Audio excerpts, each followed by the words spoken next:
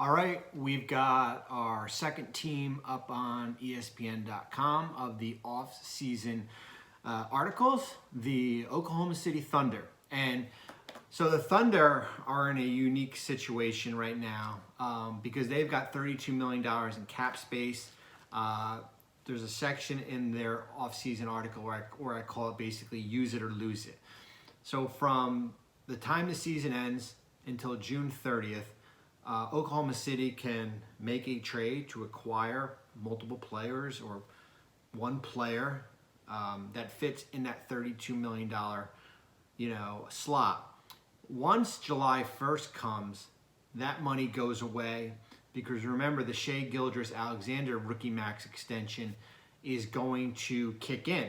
So basically what the Thunder had in cap space is now replaced by that Gilgeous-Alexander. So that's the one thing to keep an eye out from, early April, once the season ends, when you can make trades with teams that have been eliminated up until June 30th, as far as the Thunder taking back salary. The salary does not impact a team's luxury tax. So, for example, if Brooklyn wanted to trade a player making $10 million, the Nets do not get any tax relief for the current season. Once we get to April 10th, which is the last day of the season, basically salaries become frozen except potentially a player hits a bonus, player has a trade bonus, is moved in the offseason. It doesn't impact as far as a team's tax perspective if they are looking to dump salary. Last year we saw Oklahoma City with Kemba Walker as far as take back salary in that deal with Boston. They got a draft pick, and so that's one thing to keep an eye out as far as Oklahoma City. We all know about the draft picks, 19 first-round picks starting in June going into 2027. They've got 3 this year. When you look at their own, you look at the Clippers, they also have a Phoenix pick from that Chris Paul trade. The Clippers could be top 14. It could be in that 15 to 16 range, depending on if Los Angeles advances to the first round. If they lose 2 play-in games, that pick could be right in that 13 to 14 range. And I think it's a good lesson as far as when you get unprotected first.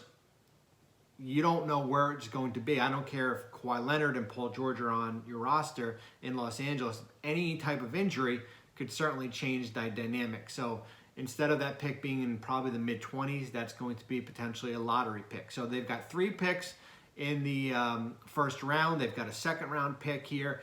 A little bit about the state of the roster, and that's kind of how we open up. There are core players with Gilgeous-Alexander, Josh Giddey, Trey Mann, and Lou Dort. Now comes the hard part as far as adding on to that roster of your own core players. And Oklahoma City's Sam Presti, their president, has made it known this is not going to be a 1-year or 2-year fix.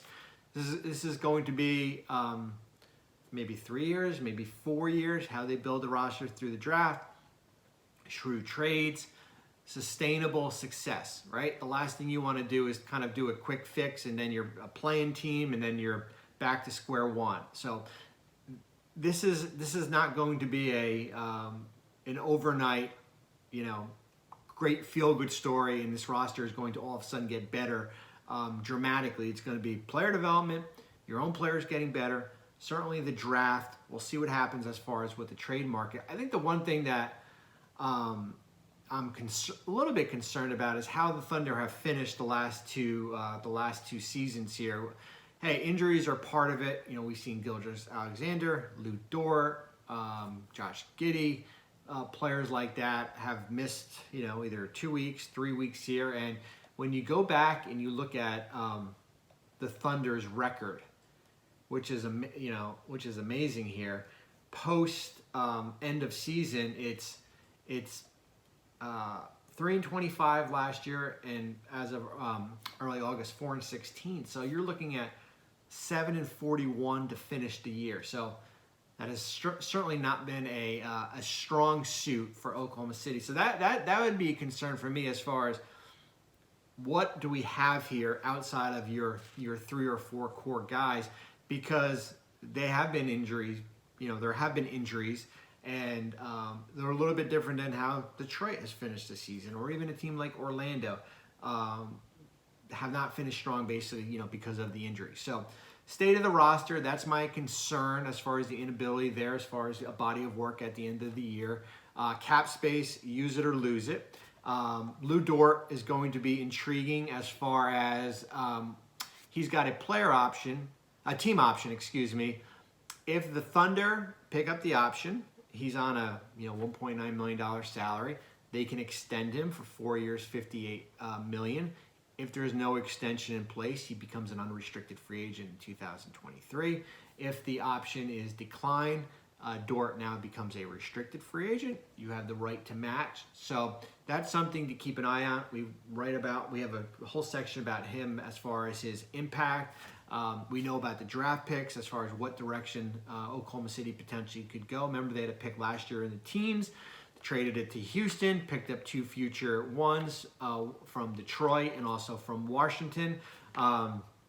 So that's going to be, the draft's going to be the big focus here as far as what the Thunder do. The other thing, too, is when you look at it, it's going to be a little bit of a balancing act when it comes to their roster. They've got, basically 15 players under contract.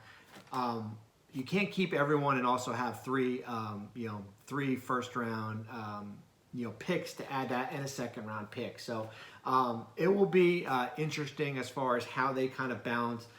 Kenrick Williams is on non-guaranteed. Mike Muscala is a team option. Lou Dort is team option. Isaiah Roby has a team option. The list goes on. So there will be some maneuvering as far as from a roster standpoint. So that's a little bit about the Thunder as far as cap space, use or lose it, the draft, Lou Dort, their core players, and also patience. I mean, at the end of the day, this is a long haul here as far as how they build out this roster. Thank you for watching ESPN on YouTube. For live streaming sports and premium content, subscribe to ESPN+.